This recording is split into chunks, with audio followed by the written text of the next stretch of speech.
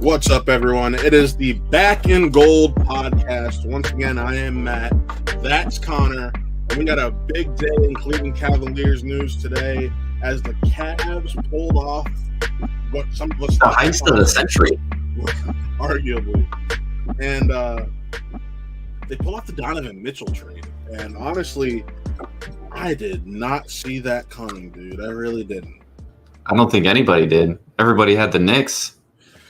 Yeah, because the reports last Friday were that the Cavs were they pulled out. They're like, look, too rich for our blood, pulled out, good to go, because they didn't want to include any of their three core players. Yeah. I was like, I applaud you, cool, whatever. At least you tried. And then things kind of changed this past Monday when the Knicks extended RJ Barrett. Yeah. To 120 million? Is that what it was? Yes, with a poison pill trade clause in there. So it grew larger if he got traded. So it's like, all right, cool. The Knicks and Jazz are still going to figure out a way to make it work. All right, totally fine. Not even thinking of it in general. And cool. But apparently Kobe's like, ho, they don't have enough now. Let me slide in here with a player that can give you 24 starting or off the bench, a nice young three-point threat, a very solid, still young big in Lauri Markkanen, 3 unprotected picks, and 2 pick swaps. That is right. That is the trade package that pulled off the Cavs getting Donovan Mitchell. The picks are in 2025, 27, and 29. Pick swaps in 26 and 28, which makes sense. Hey, we can't trade those picks those years, but if we have a better pick, you can swap with us. All right, fine, whatever. But that is like nothing compared to what they wanted from the Knicks. So I'm honestly extremely. I'm shocked because I saw Woj just tweeted out the proposed trade, the first trade in like mid-July. Yeah. From the Knicks. And it was definitely a better haul than what they got, which kind of just goes to show that, Utah is trying to go for that number 1 pick next draft. Just trying to tank. But so for those who don't know, just so I want to give a little background, the proposed trade that New York offered Utah was RJ Barrett, Obi Toppin, Mitchell Robinson, and 3 unprotected first-round picks. That's the trade Connor is just talking about. And the Jazz turned that down, and then Robinson signed a $60 million extension to stay with New York. I get why they didn't take that, though. You want to know why? Because Mitch Robinson was a free agent, and that would have meant that the Jazz would have had to extend him, which they probably didn't want to do. They weren't about to pay $20 million for a big right off the bat, especially one that didn't fit their timeline. Yeah. So I'm not upset. It worked out for us. There's some weird stuff we might have to worry about down the line, and we'll talk about that later with Evan Mobley's contract. Yeah. But go ahead, Connor. But I mean, we'll talk about that later. But it kind of works out with how Donovan Mitchell's contract is actually structured. So it is kind of weird and kind of scary, but I have a feeling Kobe can make it work out. And like I said, and you said, we'll get to that later on. But a lot of people are saying, wow, that's quite a haul. Like, we sent out a lot for, Donovan Mitchell. But if you look at, so he spent 5 years in Utah? Yeah, 5 years in Utah. All right. So last season, he was out towards the end, right? Yeah, he was injured towards the end. Yeah. Even then, he played 67 games last season and averaged 25.9 points a game, shooting 44.8%, with 5.3 assists and 4.2 rebounds. As a career, you're looking at 23.9 with 44.1%. 4.5 assists and 4.2 rebounds. That's not bad. Not at all. And we can't forget what he did in the bubble. Okay, yeah. Didn't he have like 3 back-to-back 40-point games? Yeah, that was the anniversary of that was like yesterday, actually. Yeah. Like this guy, like there's no doubt. I mean, next year, okay, so 2 teams in the NBA have 3 current All-Stars on the roster. The Warriors and the Cavs. Will the Cavs be the first team to have 4 All-Stars in their starting lineup? It would be the first time since the Hawks. Well, I mean the only you're right. But the only team currently with yeah, 4 I All-Stars. get what you're saying. As far as I can remember that, yeah, that'd be the first time since the Hawks, which is honestly insane to think about. And you have them all for at least 3 years.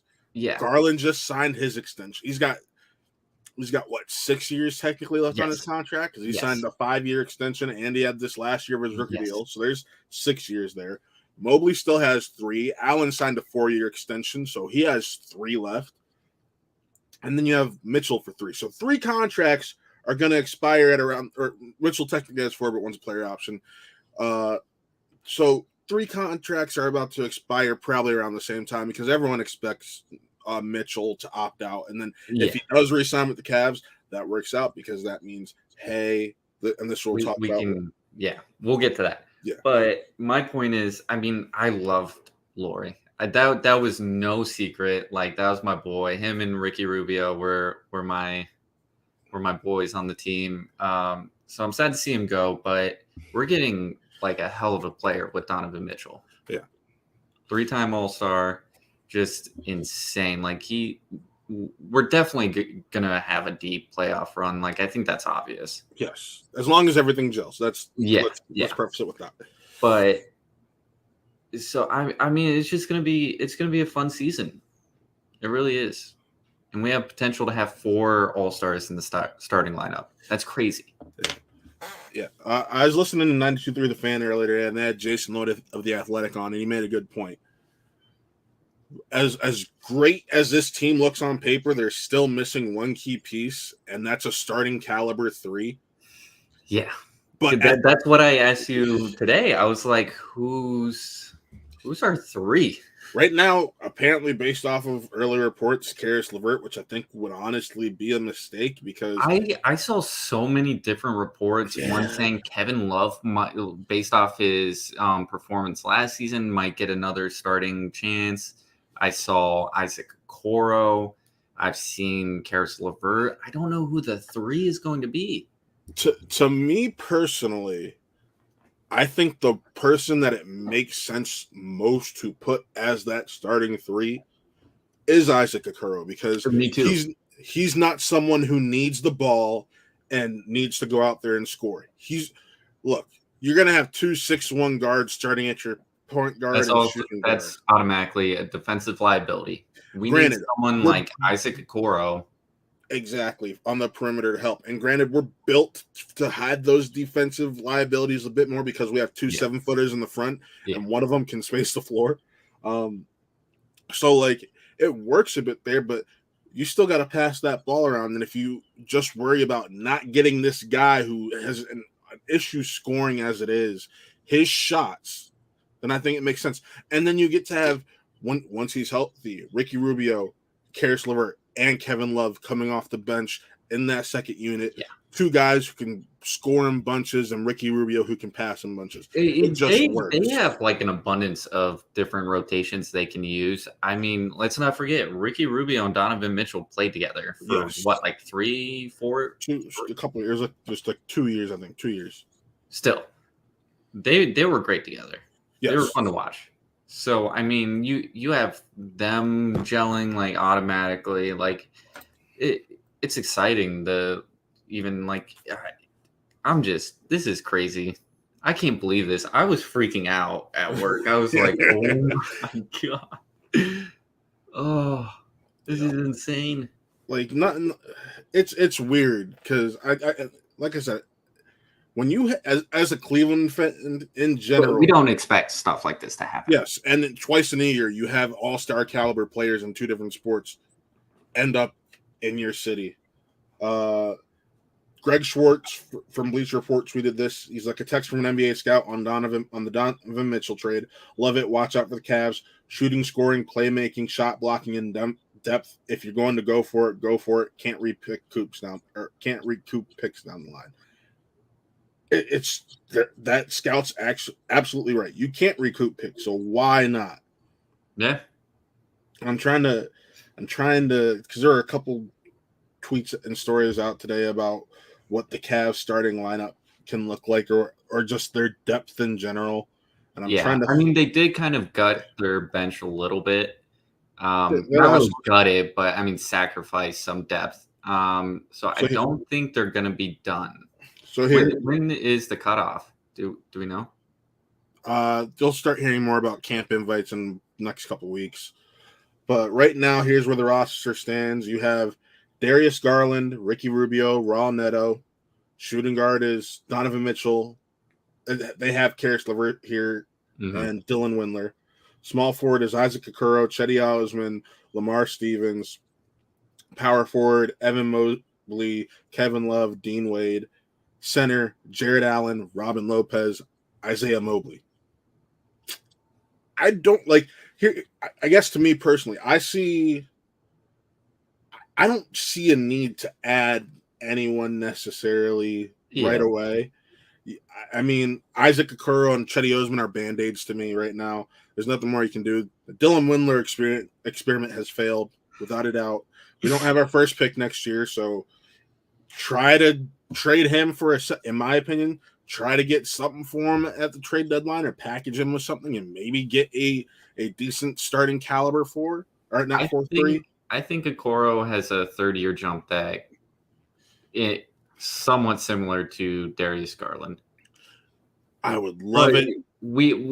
There's been, off-season reports from various NBA team executives saying like he looks dangerous this off-season. Like I don't know. Like they said the same thing last year though. That's true. But one guy when they have in the small forward rotation, who I actually have come to like over the last couple of years, he's the one who inspired the junkyard dog mentality himself, and that's Lamar Stevens.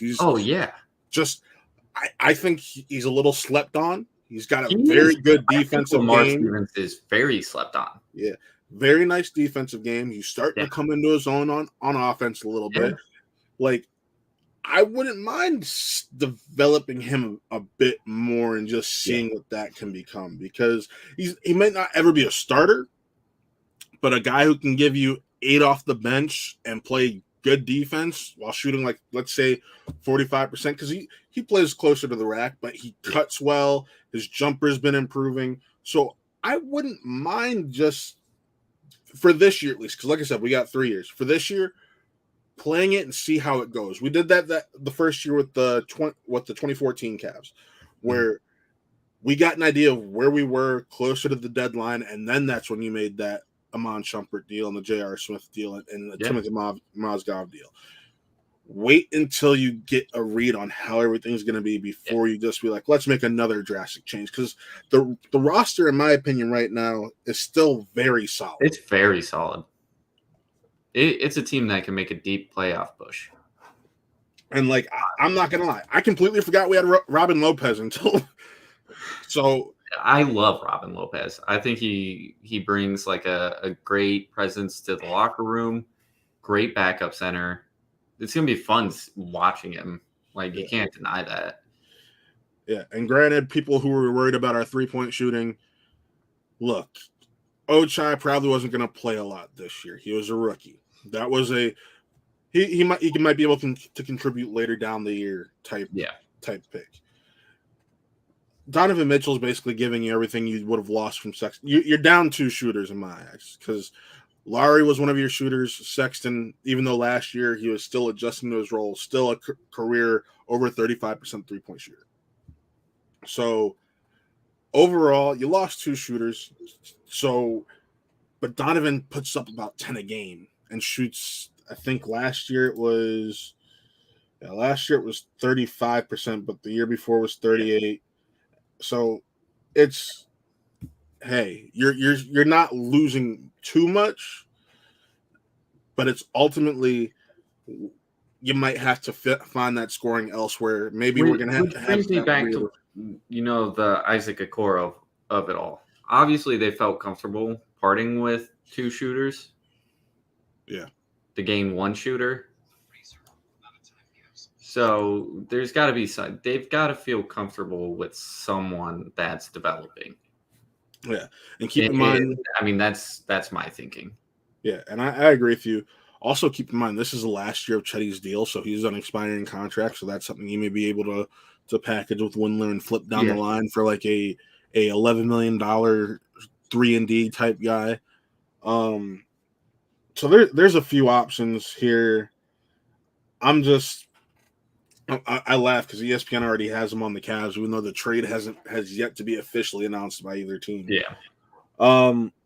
It's just you can't argue with 26 points a game, 4 rebounds, and 5 assists. Yeah. That's what it ultimately comes down to. 50 in a playoff game. Yeah. His PER is high. Here, Colin Sexton never had a high PER. I'm sorry. Like I said, I'm a Colin Sexton apologist. I loved him to death. Never had a high PER. Granted, yeah, it's an analytical stat. PER is player efficiency rating. Yeah. That's over 20 is considered an efficient player. He's at 21.64. 20th in the league overall. I'm not going to argue with trading that or losing Colin Sexton for that. Yeah.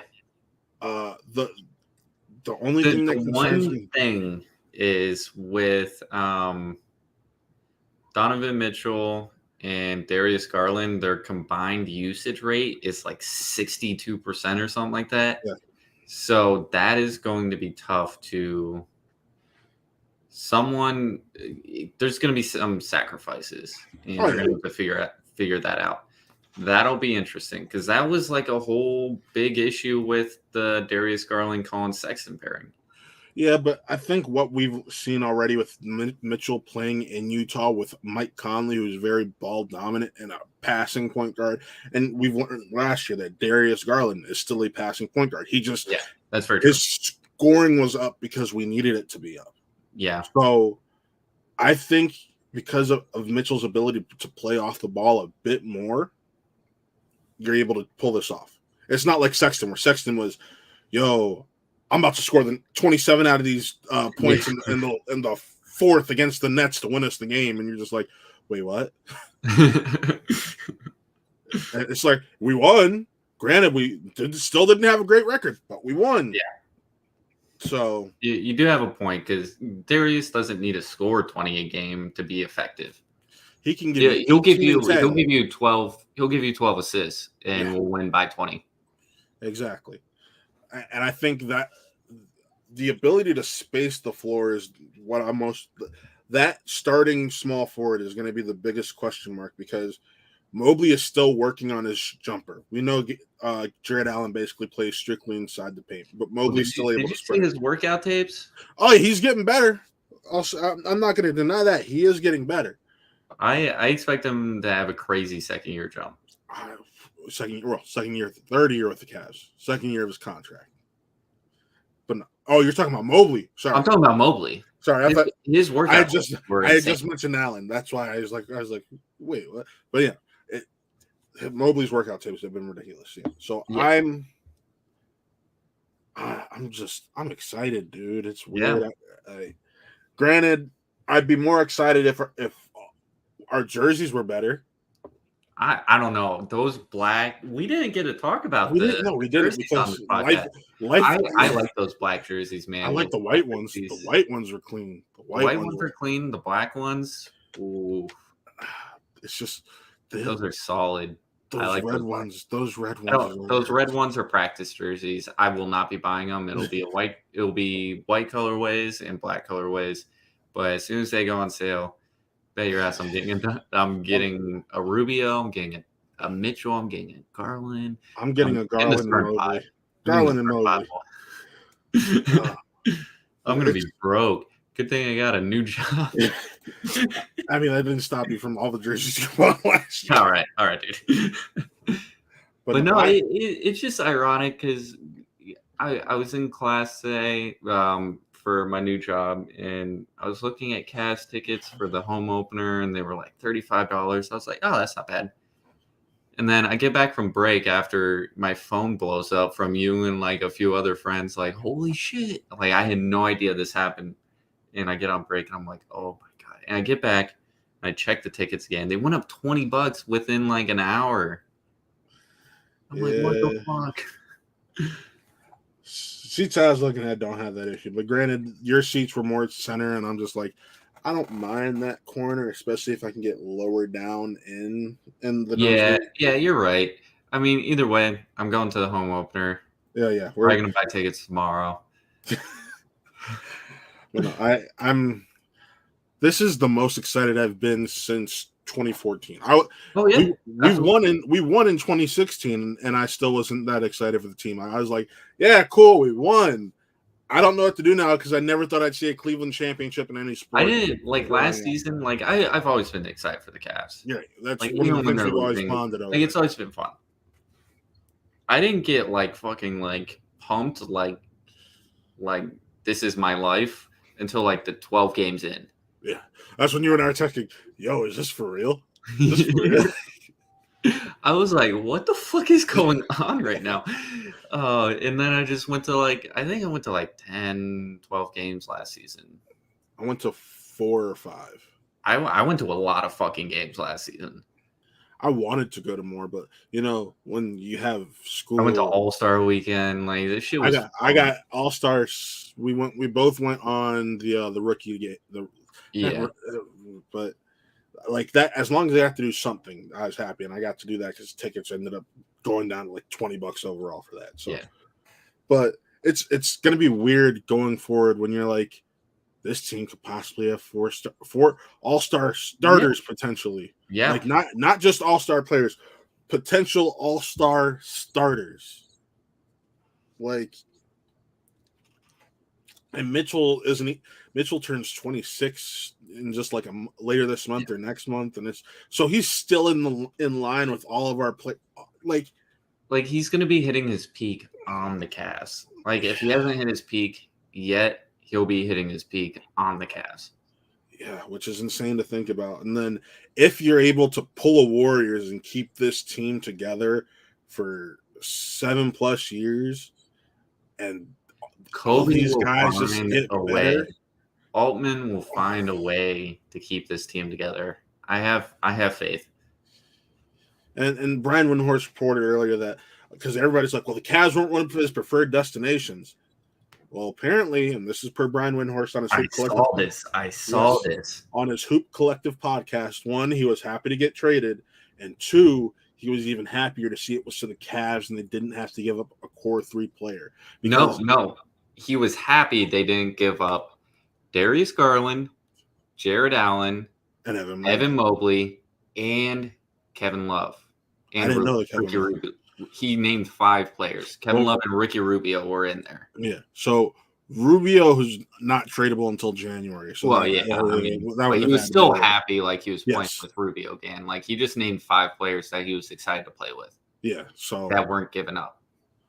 So it's like, all right, that tells you like he knows he's coming into a situation where it's not like sometimes when a all-star level player gets traded and they end up being on this team that sucks and he just got traded there because they can get the best package. He got traded to a situation where he can continue his winning ways, and the East is going to be insane this year. The East is the toughest. If the East was tough last season, the East is more tough this season.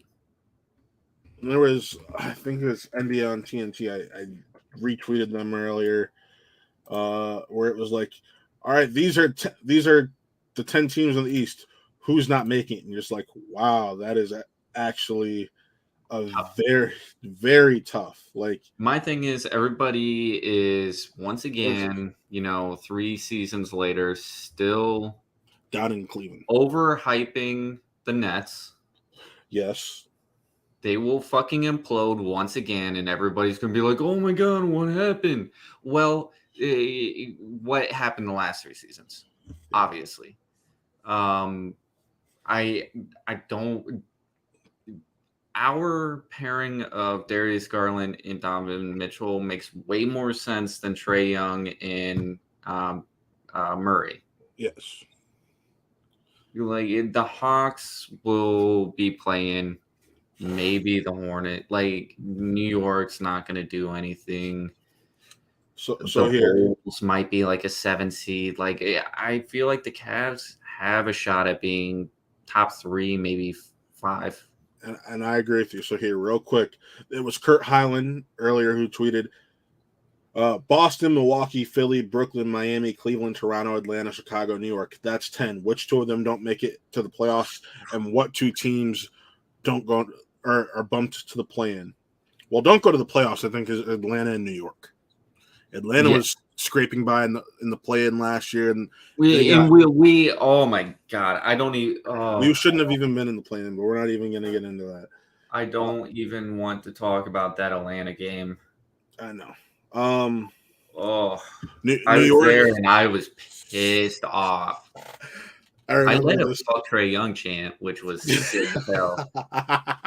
That shit got loud as fuck. Like it was quiet after Evan Mobley went down because of Clint Capella and Trae Young was getting pissed off because they were reviewing it, which it should have been a flagrant 2.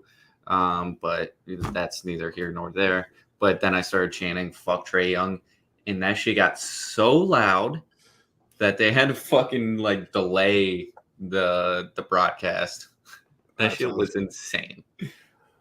But no, so I don't think Atlanta gets in, and I think that I honestly think the 2 play-in teams are Toronto and Brooklyn. I think Brooklyn will be a play-in. Just because I would say Bulls. I would say Toronto. I was gonna say Bulls is my other option, but I think the Bulls played well enough last year, even without Lonzo Ball, that I can trust them with Lonzo Ball being in the top 6. Philly has James Harden. He's a locker room cancer. I expect them to implode. I don't care. Yeah, they will. Added PJ Tucker. They will. PJ Tucker's what, 37? Something like that. He's old. And they paid $30 million for him over 3 years. Like he's gonna be 41 when his contract expires. Wait, no. Yeah, he's 37. So you're right. He will be 40 when his contract expires. Yeah. Like it was. Yeah, that team doesn't make any sense. But granted, he doesn't have as many miles on him because of the fact that he did not really break into the league until later in his life. So, like, it's not – he plays good defense. It's not like he puts up insane numbers anyways. He's 7-5-2. Who's to say he's not going to be able to keep that up? Yeah. Yeah, was drafted in 2006 and didn't come back until 2012. So, all right. It's not like he's never averaged more than 9 points a game. Okay. Yeah. So, hey, it is what it is. What can you do? That's a player you give $30 million to. Dude has a chip. He does. He's got a chip strictly based off of his defense.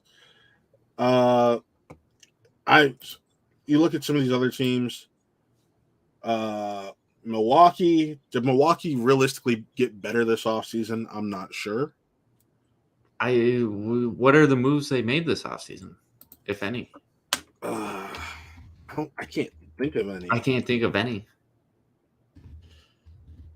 I actually have to check this. Offseason moves 2022. God, it's like, yeah, they re-signed Pat Connaughton. They drafted Marjon Beauchamp, which that's not a bad draft pick, honestly.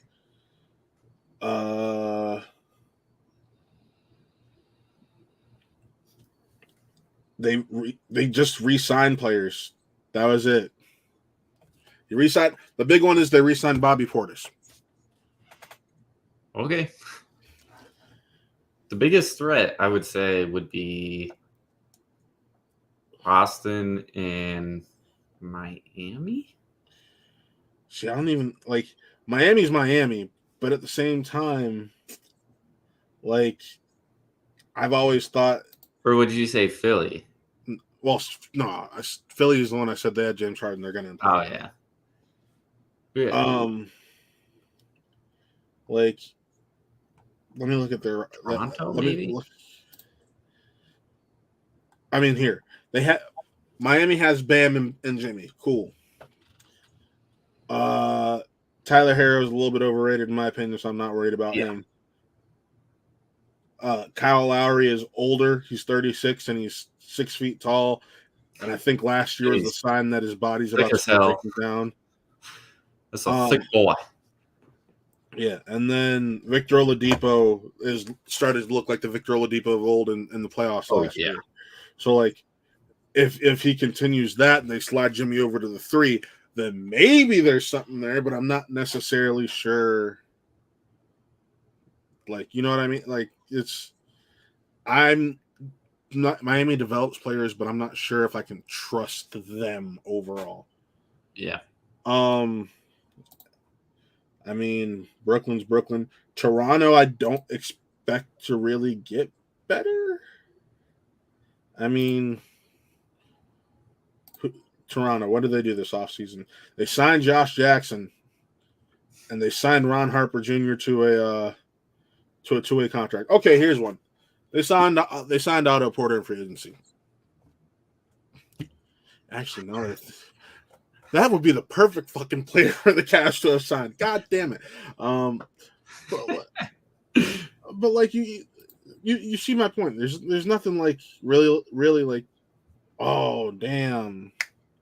I mean, on paper the East looks tough, but in practice we've seen how a lot of these teams fared down the stretch. Yeah, like they're not constructed well. To me, the biggest threat for us, at least, is Boston. Yeah. Like, granted, Milwaukee is going to have Giannis, and Giannis can do superhero things. What was that game? We shut him down. We figured out how to shut him down. It was like back in January or February, and it was someone was out. Someone was out on our team, and they had all their starters. It was right after the Rubio injury. That's what it was. Was it right after that? I thought one of our starters was out. I swear to God, Giannis says those aren't the same Cavs. I remember this. Don't sleep on the Cavs. It was January 29th. Giannis had a high praise for the Cleveland Cavaliers after they beat the Miami Hawks or the Milwaukee Bucks. And it was when we beat them 115-99. Yeah. So it was a month after the Rubio injury, and he's like, "Yeah, don't sleep on the Cavs." Yeah.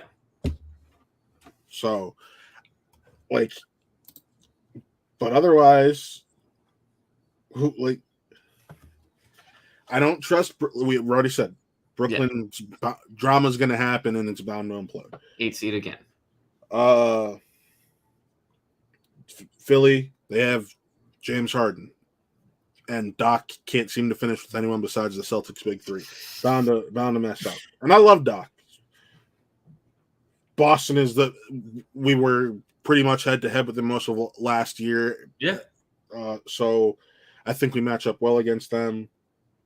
The Pacers aren't going to do anything because they're rebuilding. The Knicks are overrated. Pistons are rebuilding. Hawks are overrated. Hornets aren't going to get better. You messed up on signing a coach and then had to sign an old one of yours. That tells me all I need to know. Magic are rebuilding. Wizards are rebuilding. Bradley Beal, you messed up there, bud. So yeah, I wouldn't be shocked to see the Cavs. Bradley Beal finessed the fuck out of the Wizards. You got that max contract, no trade clause, player option. But at the same time, I respect it because he's like, I want. He's or really no, there's no player option. Like Correct. he's guaranteed. Yeah. He's 100% guaranteed. Like he's finessed the fuck out of him. He does But I not respect care. it. He doesn't doesn't give care a about fuck winning. about a ring. He wants that bag. He wants the bag, but he also wants to stay in the city that drafted him. That's why I respect him for it. Like I don't think he even fucking cares about that. I think it's pure money based. Because if anything, if he cared about the city, he would care about winning. He does not care. He wanted that bag, and he said, "Hey, I'll stick with you for the rest of my career. Here's what you're gonna do. You're gonna give me that max contract, no trade, the only no trade clause in the NBA currently, and besides LeBron, I believe. I think it's just an unspoken rule. LeBron doesn't have a no trade clause. I could have swore he does. No, he doesn't. It's just an unspoken rule. You don't trade LeBron.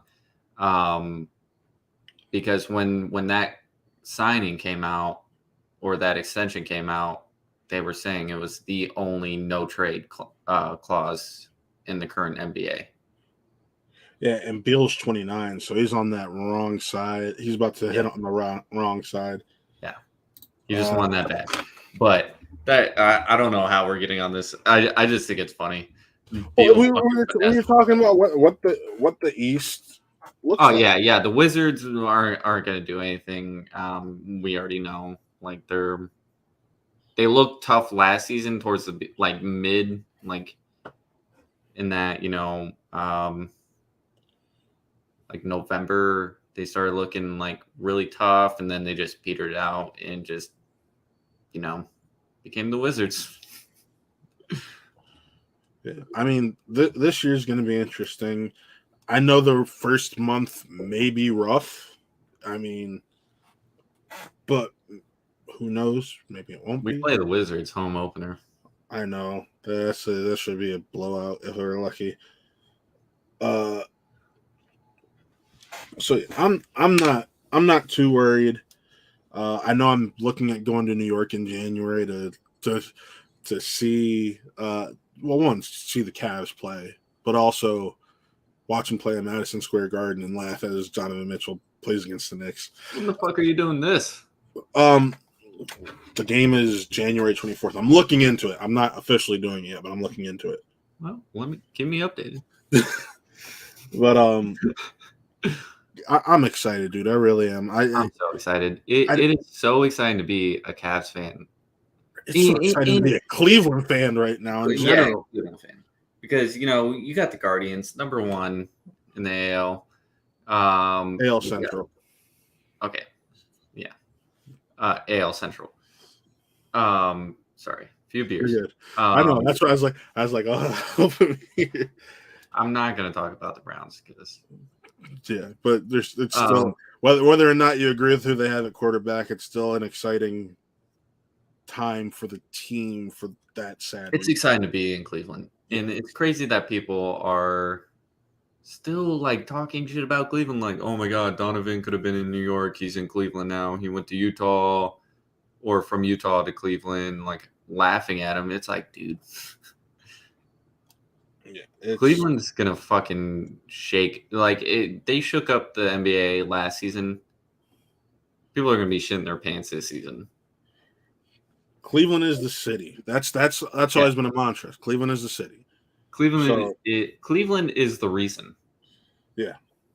In the words of Kid Cudi. So I'm excited. This is an exciting time to be a Cavs fan. And I think with that, this was the second episode of the Back and Gold podcast. Thank you for everyone who tuned in. Thank you for anyone who's watching on a replay. We're probably going to be more consistent once we get closer to the season or when big events like this come up. Probably. Yeah. But it was one of those things of we did that first episode and then life kind of happened and got in the way when Connor and I were trying to do the rest of Summer League and just things went off the rail for our lives. But we're here. We'll be back closer to preseason, having good times, talking about the Cavs.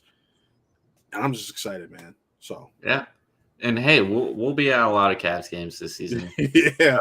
See us there. Say hi.